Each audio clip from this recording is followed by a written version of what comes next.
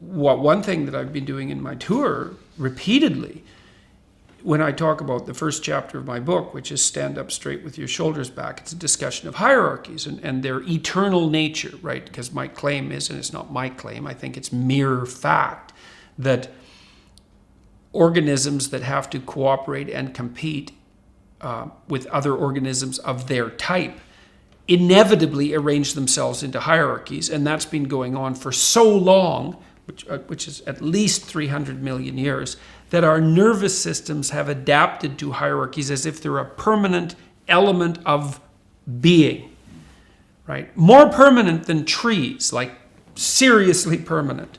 The most fundamental neurochemical, the one that regulates the entire brain, serotonin, is acutely sensitive to hierarchical distinctions. And so that's part of the proposition. So the reason I laid that proposition forward was to say, whatever pitfalls hierarchies might produce, you cannot lay them at the feet of the West, patriarchy, or capitalism. It's like, that's a non-starter. You're wrong. And not just a little bit wrong. You're so seriously wrong that if you insist upon doing that, you won't even achieve your own aims. Because you're actually not grappling with the problem. The problem is, if hierarchies are a problem, which they are, the problem is way more serious than mere capitalism. It's way deeper. And if you're actually interested in rectifying the negative consequences of hierarchies, then you're going to have to get a lot more sophisticated than your idiot Marxism.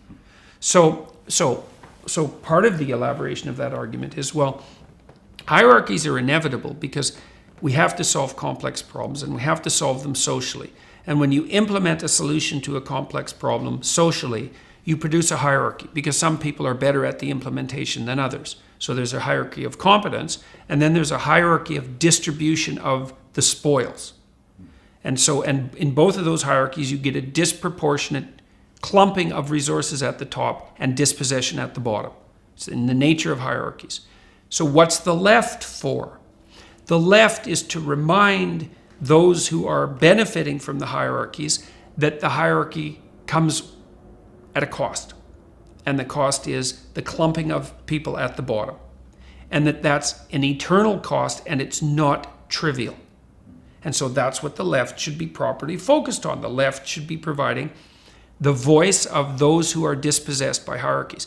And the right should be saying, yeah, but the damn hierarchies are necessary. And they're not only necessary, but they're also productive. Then the left says, yes, but they tilt towards tyranny, and they can be occupied inappropriately by people who are playing games of power. Fair enough, the right has to take that into account. The hierarchy can rigidify and is likely to do that, and it can be taken over by people who are corrupt, and that's likely to happen. And so, but it's okay because the dialogue can work out. The right can say, well, yeah, we need the damn hierarchies and they need to be buttressed, and the left can say, yes, but they have to be maintained properly so they don't deteriorate and degenerate. And I think that's ancient wisdom. I think the ancient Egyptians had figured that out in their symbolic representations. So now, when the left goes too far, it does something like say, well, how about no hierarchies? It's like, no, how about not?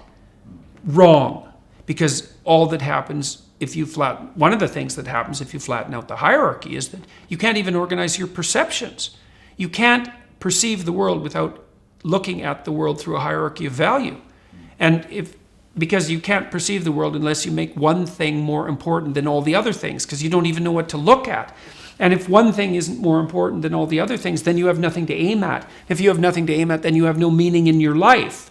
So the left can't just demolish the hierarchies in the name of some equality of outcome, let's say, because you blow out the future, you leave people aimless, and you destroy the very institutions that allow people to make competent progress in the world. That's not an acceptable outcome.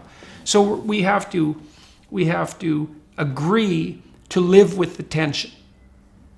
Necessity for hierarchies, the proclivity for them to pathologize, and the necessary voice of the left in speaking for the dispossessed.